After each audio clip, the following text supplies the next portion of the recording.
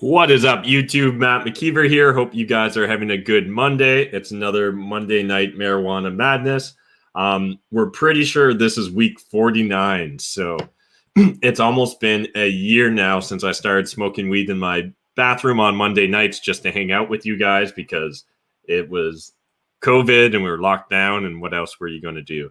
Actually, I don't know if we were under lockdown at that point in time, but probably we were. Were we ever not under lockdown, really? I guess is the big question. But anyways, I hope you guys are having a good Monday. The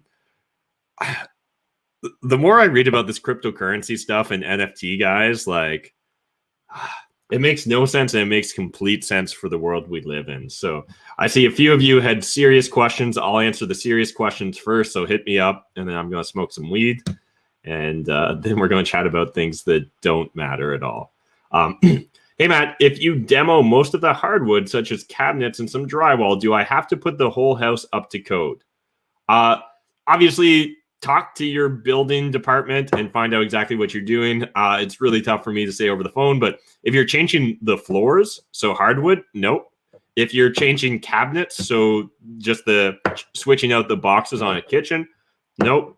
And if you're doing some drywall, well, my question becomes, what drywall? But I guess the hardwood floor would be if you were ripping up the entire floor and the subfloor and you were going to impact the fire separation between units. That might be an issue. But outside of that, there really shouldn't be much. Hey, can I call title company to see if homeowner's mortgage is paid off? I'm going to assume that you're from the U.S., so I've got no idea because we don't have title companies in Canada. But no, there's no way for you to find out what someone owes on their mortgage. The best thing here in Canada usually is going to be like getting a purview done. So getting a mortgage agent to pull it and quickly seeing whether there's currently any charges or debt on it.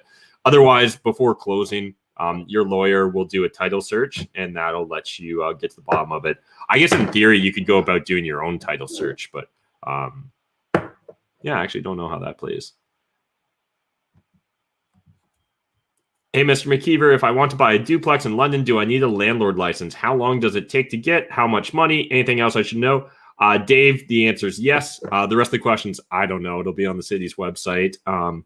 It's a pain in the ass. A few $100, I'm going to say. And you're going to want to make sure that your property conforms to their current requirements. Do the banks lock HELOC and home equity loans during a down market? You'd have to read into the exact line of credit you've got, but certainly unsecured lines of credit, it's very common for them to lock down during a downturn or for them to restrict it only to money borrowed at the time.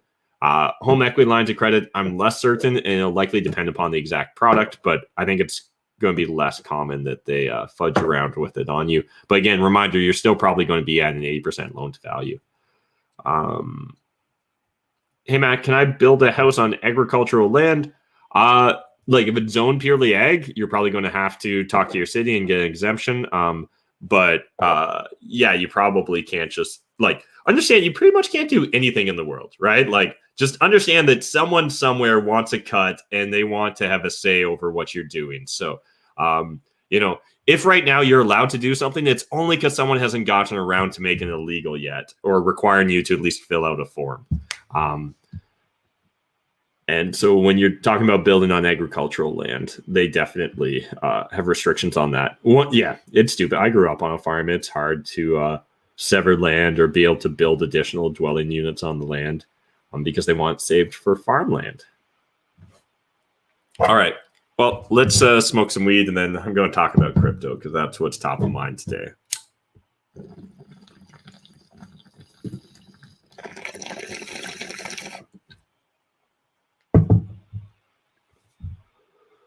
All right, guys.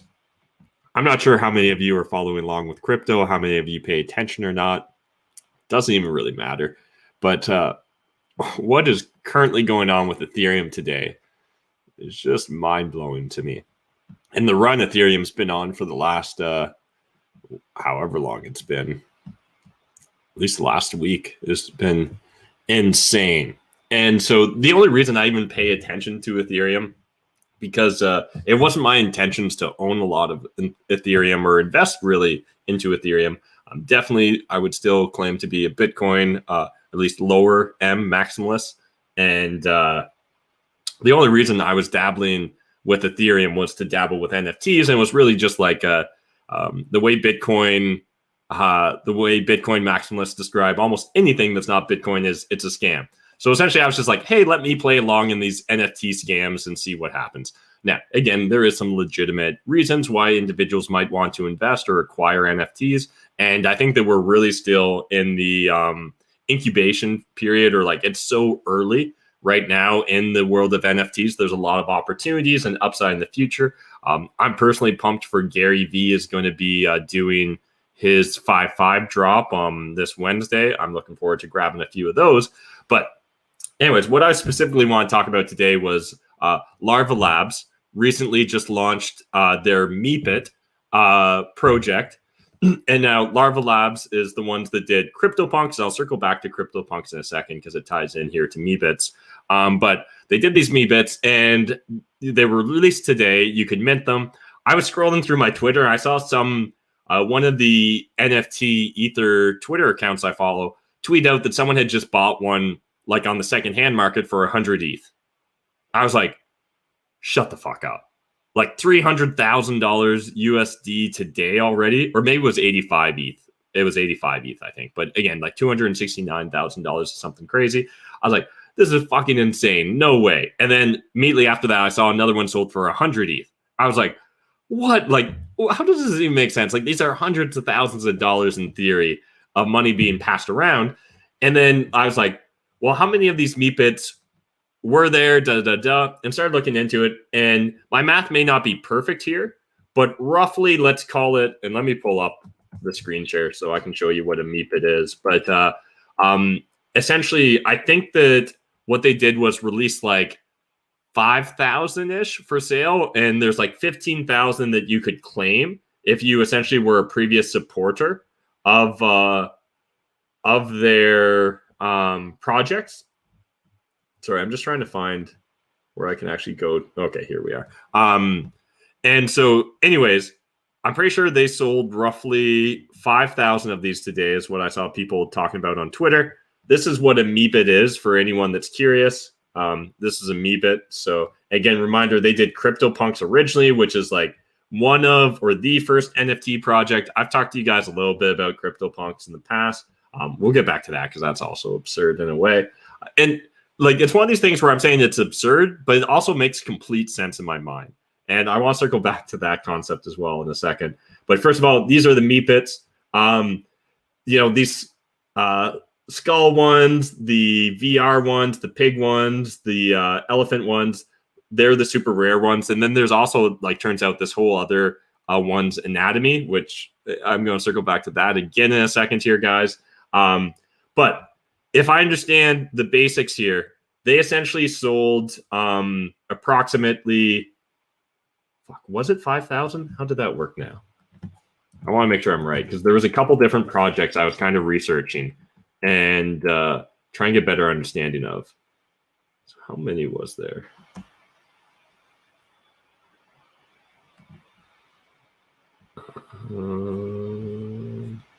Fuck. Yeah, I wish I remembered for sure what it was. Anyways, I think, spoiler alert, it works out to like $80 million. I forget exactly how I got to that number, but I want to say it was, assuming an average 2.5 ETH times 5,000 times by 3,000 per ETH. No. How did that work then? Anyways, I'm pretty sure it worked out to like $75 million was my estimate, and what they potentially raised there. So what did I do wrong? 2.5. Oh, maybe it was 10,000 of them then that got sold, and they were giving away 10,000 for free. But anyways, it was an absurd amount of money that my brain just could barely comprehend. And yet, at the same time, good on them, I guess, because people love this shit. But here's, as my wholesaler Shahir would say, here's the thing. The thing is, I was goofing around on Twitter, and I was like, I follow a bunch of, it's either Pure Politics, Canada, or crypto and NFTs in my feed. And anyways, I don't know. I probably didn't even like it because I was so triggered by it.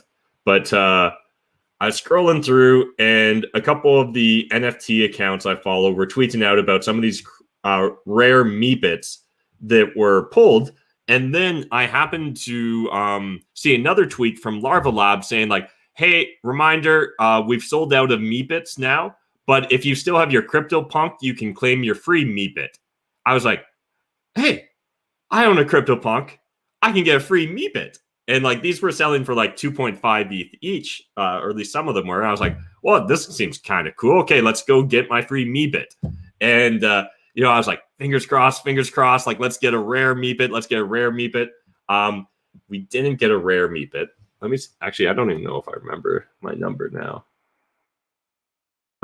Yeah, I'll have to circle back and find my meepit for you guys. But essentially, because I don't want to pull up any personal information that people could get on me. But essentially, the meepit we got, not bad. It's like a dude, he's got a flat top haircut.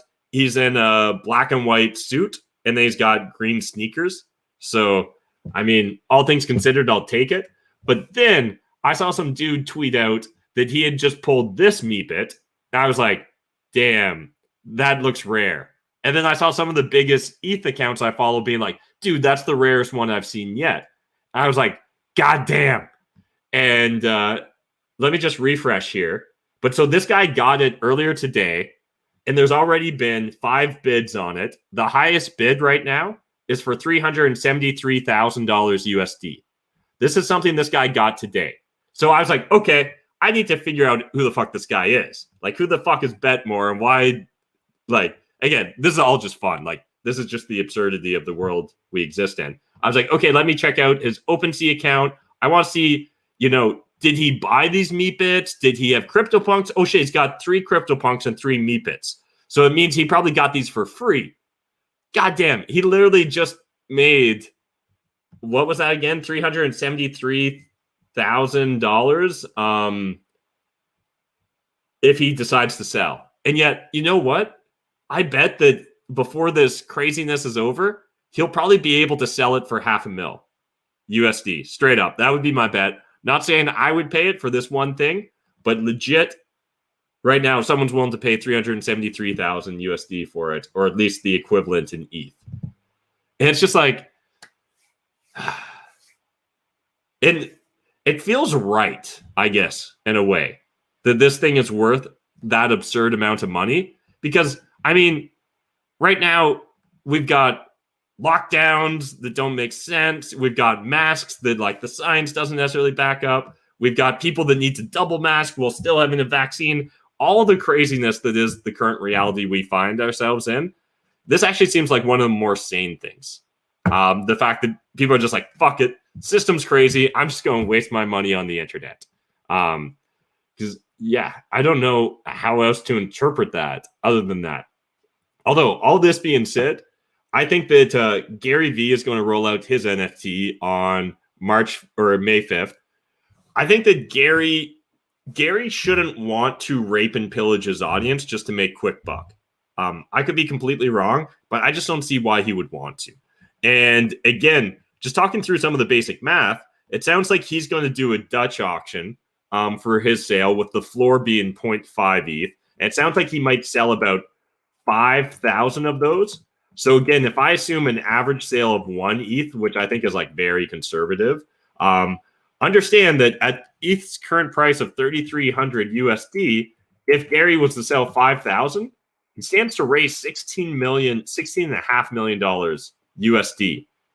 And I think he'll do it right away. Now, he's going to actually sell his over a course of 8 or 10 days, I think. But anyways, the reason I'm talking about this is this NFT shit both makes complete sense to me and is completely ludicrous at the same time. I'm going to go stupid on Gary Vee's NFT, I think, because, I mean, again, it's such a crazy world. Why not just go limp and go along with the joke rather than be the person that's just working hard and trying to save up your money and be frugal and all those things when you could just make magical internet money.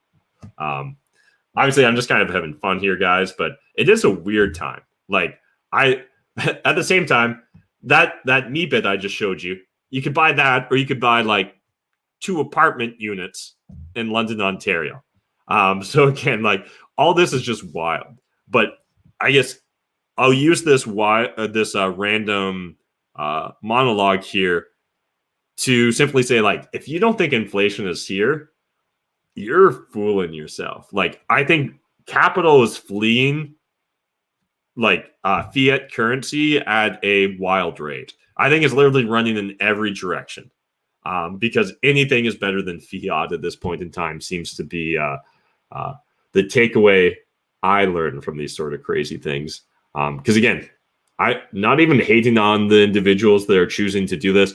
I imagine a lot of the people that are dropping 6 figures on these NFTs likely acquired some or a substantial portion of their ETH at a much lower cost of ETH than what we see today. But again, it is an absolutely fascinating Wild West out there right now. And we're going to shoot some videos on NFTs and some of the stories behind the first CryptoPunk I bought. And because again, there's a whole story there. Story works out okay for me, but someone else probably was very frustrated with themselves for selling it to me. And yeah, anyways, just very interesting times. If you guys aren't researching this stuff, I would definitely encourage you to research this. I see Josh is saying about Satoshi's 1 million Bitcoins.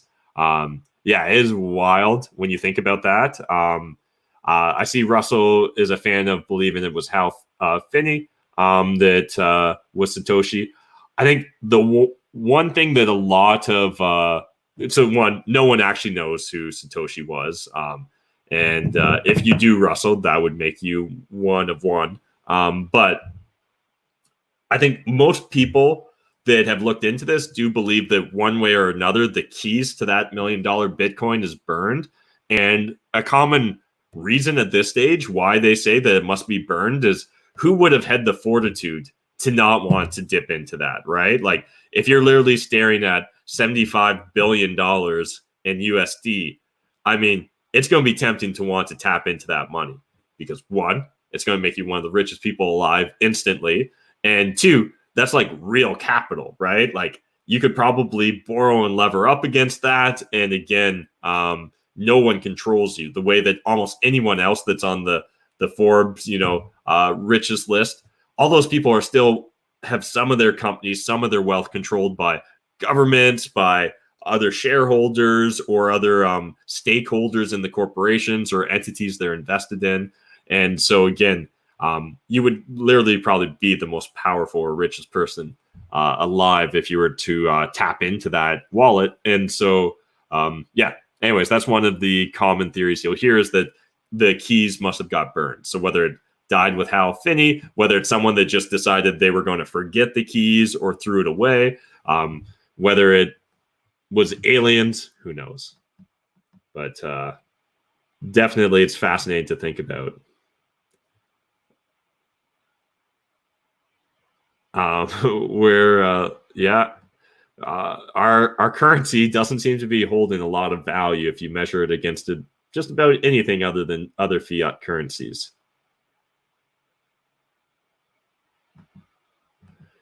Yeah, Josh, the idea of like if the government just steps in and decides to invalidate cryptocurrencies and things of that nature. Now, one, it even depends on what we mean by government, right? If you mean one small government, I don't think it makes a major disruption, right? Earlier this year, Turkey, if you guys research Turkey, they started playing around and essentially outlawing and freezing that stuff, and actually demand increased for Bitcoin and cryptocurrencies in their country once it became illegal. I think, is it Morocco banned it back in 2017, 2018? And again, they've continuously seen growth and adoption. So outside of one of the major government power, like outside of the U.S. government declaring a war on cryptocurrency, or maybe like, the U.S., China, Europe declaring a joint war on it, maybe pepper in Russia for good measure. unless you saw like the world governments collaborate against cryptocurrencies at this point in time, I think it would be difficult to truly destroy and poof goes all value. That's not to say that individual governments or coalitions of governments going against cryptocurrencies couldn't short-term disrupt things. But I think a new equilibrium, and eventually we'd find ourselves back at where we are today. Now, if you literally saw widespread, literally every government banned it at once, that'd be the closest thing to poof. There goes all value.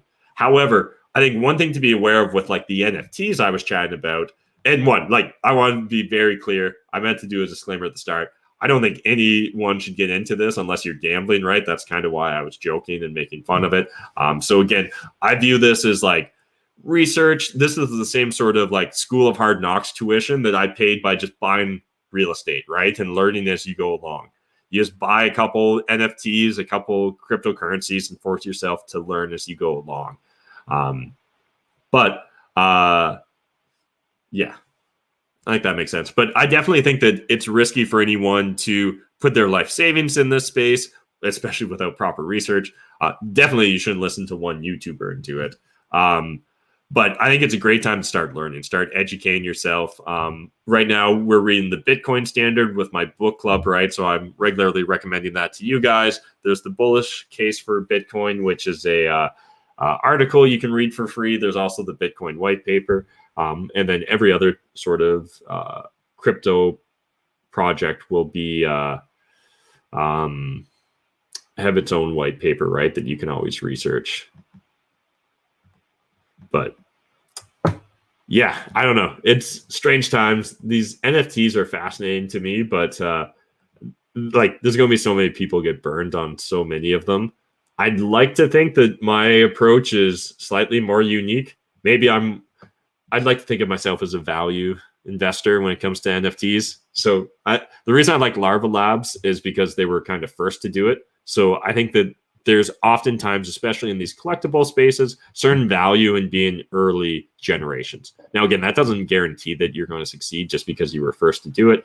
In a lot of businesses and industries, first past post doesn't necessarily result in you dominating forever. But they also seem to get it. And each project they've done is slightly different and unique onto itself. So they've been very creative with their approach. And they're also huge believers in giving away a bunch of their items. So originally, CryptoPunks you could get completely for free. And these Meebits, they're giving away more than they sold. So again, that allows for a greater adoption by real fans and communities. And that's what eventually drives it, right? Like baseball cards, Pokemon cards, whatever random collectible you may collect doesn't inherently have value just because it's a limited supply. It also has value because there's a community engaged with it, right? So again, the reason Pokemon's popular is because there's a lot of kids that are no longer kids now, right? And they've got adult money and they can go spend that adult money on things other than hockey cards or baseball cards. They'll spend it on Pokemon cards or Yu-Gi-Oh! Or whatever the case may be, Magic the Gathering. And again, it makes a certain sense onto itself. And again, once it hits critical mass, then they can start becoming collectibles and just people viewing it as a store of wealth. I'm not saying that any individual NFT project has reached that level yet, but I think there's a couple that are interesting. I think CryptoPunks in particular, with hindsight, I wish I would have bought a lot more of those fuckers, but it also seemed like a huge gamble. And like realistically, like, you know, any of the money I'm playing with in this space, outside of my Bitcoin money, which is that's a long-term investment that I'll never sell. But anything in the non-Bitcoin world of crypto, it's all just like gambling money with me right now, right? So it's all money I, in theory, could afford to lose. You wouldn't love to lose it, but you could afford to lose it the same way that I would never go all into a new business, a new industry without first trying to get an MVP, test the waters, get a lay of the land. So yeah, I think it's so important to be aware of that. And I think there's very few people that have truly become millionaires or billionaires in the crypto space that were just hodlers. I think the vast majority of them eventually either had money to begin with, and then, you know, they could afford to gamble a bit of their play money in this space, and that play money could really compound, or they started a business in the space, right? Or they started some sort of project and were able to raise money or gain money from that, and then maybe convert it into crypto, and again had a compounding effect with that. But I think there's very few people that literally went from zero to massive wealth in the crypto space. Again, obviously there's exceptions to that rule, but I think a lot of the stories that get flaunted these days are people that were already relatively successful that then were able to compound their relative success in a big way with crypto. What do I think of Rain? I'm assuming that that's not a random coin, and that refers to the real estate investors network. That I think Rain was a lot cooler when Don Campbell was involved. So I would, again, I don't think there's anything wrong with it. I think they've gotten really salesy and way more Americanized, where everything's kind of a sales pitch. But that's just my perspective and my experience. Feel free, if you guys are a Rain member, let me know. But honestly, most of the Rain members I used to know have canceled their memberships. So, literally, I met Casey at Rain. I don't believe he's a member anymore or goes anymore. Matt Pichet was a Rain member. Don't think he is anymore. Jeff Weibel was. Jeff isn't. And a lot of the Rockstar real estate guys used to be. And like Erwin Sitzo, I don't think any of those guys are Rain members anymore either. So I think it's just it's changed, and the vibe is no longer the vibe that I like.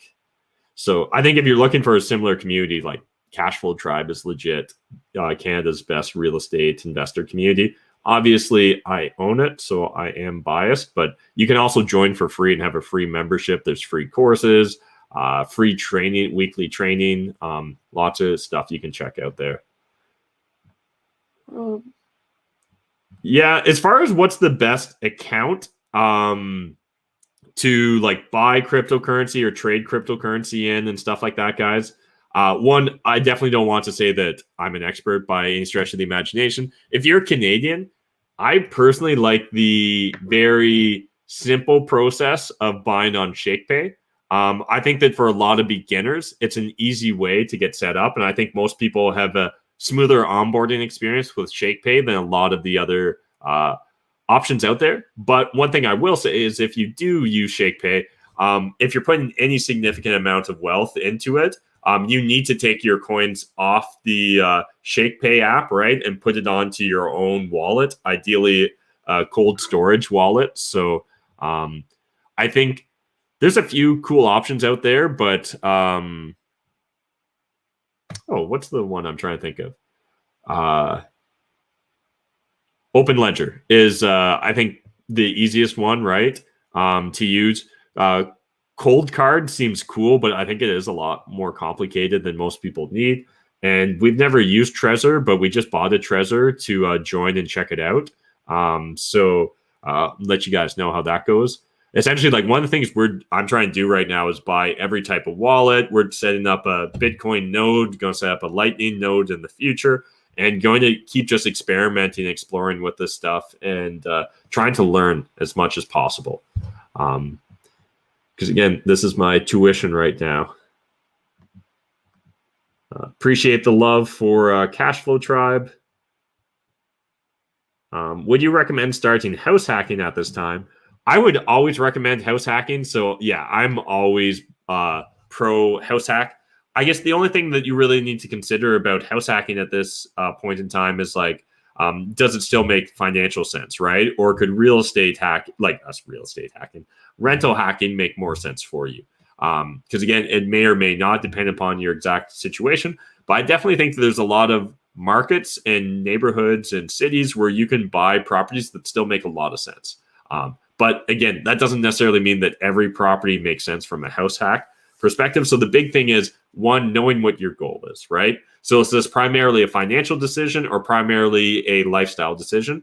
And then set your metric of success, your goalposts or milestones, your need and want list based upon that understanding of whether it's primarily a lifestyle choice or this is a financial choice you're making. I personally, especially when you're young, encourage people to go the financial choice. So I'd love to buy a property that works well as an investment property, move into one of the units or one of the bedrooms, and then as my life grows or evolves, I can just move out of that unit, keep the property as a rental, and then go buy a better lifestyle fit property at that point in time once I've already got and established my rental property. So yeah. Yeah, Josh, it's pretty crazy right now, $250 per unit. We're still going to base all of our offers on fundamentals. So if my numbers tell me I need to offer you $125 a unit, that's the price we're going to offer. Probably not going to like me, probably not going to make me a counter offer, but at the same time, I'm not going to pay double just because that's what everyone else is doing. I still need underlying fundamentals to justify my investment strategy.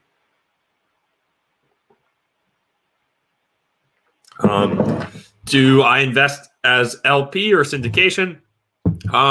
You know what? We've dabbled with just about a bit of everything at this point in time.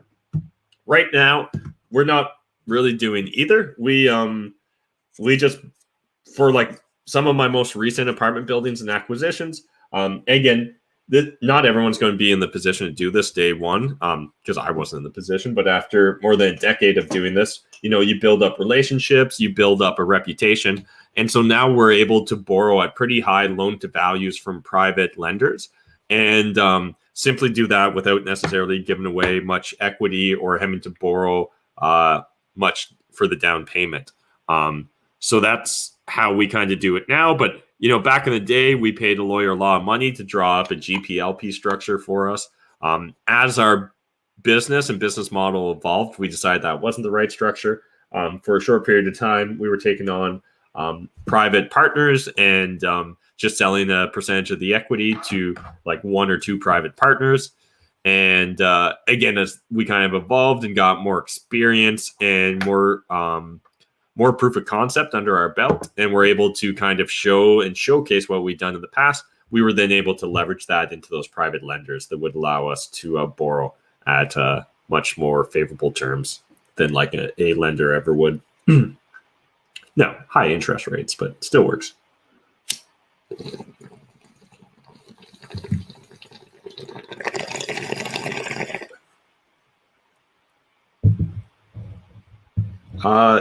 Yeah, definitely know lots of investors that are buying properties with negative cash flow.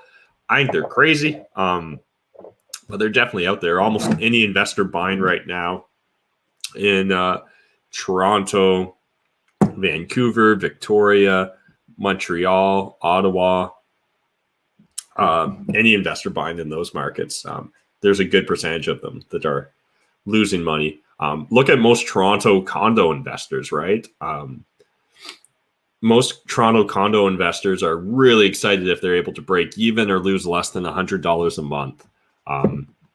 So again, really depends upon the exact market we're discussing, but definitely that is the case. Again, that doesn't make it a good decision. It just means that that's what they're doing. And for some people, it even in theory could be a good decision. But I mean, I think that there's better hedges for your money if you're scared of fiat capital than necessarily just buying negative cash flowing real estate. So again, that's just my perspective. But yeah, guys, it's been a busy day. So I think I might wrap up here soon, but appreciate everyone hanging out with me on this call. Love the fact that you guys have been hanging out with me for what's now 49 weeks straight. We haven't missed a single week of doing these Monday night marijuana madnesses. So that is wild. And yeah, appreciate you guys. Do you think you will come to Vancouver soon? When will it even be legal in Canada to travel between provinces? Tell me that first, and then I'll be able to give you a better perspective. I don't know anything about Dash, the crypto, so can't help there. And would you ever invest in a property that's hours away from you or in a different state? Yeah, under the right circumstances, I absolutely would invest from afar. But obviously, I'm going to need to have a higher perception of risk reward to want to invest further away from me than investing in my own backyard. Now, obviously, for myself in my current situation, I believe I got a competitive advantage due to my experience and knowledge and relationships in my local market. So again, for me to want to invest in another market, it needs to be superb returns. Like those returns need to be greater than what I could ever expect to get in my backyard, because my perception of risk is a lot lower because, hey, I've been there, done that, rinse, repeated the process lots of times. But yeah, anyways, appreciate you guys hanging out with me. Let me know if you guys end up getting in on the Gary V NFT drop.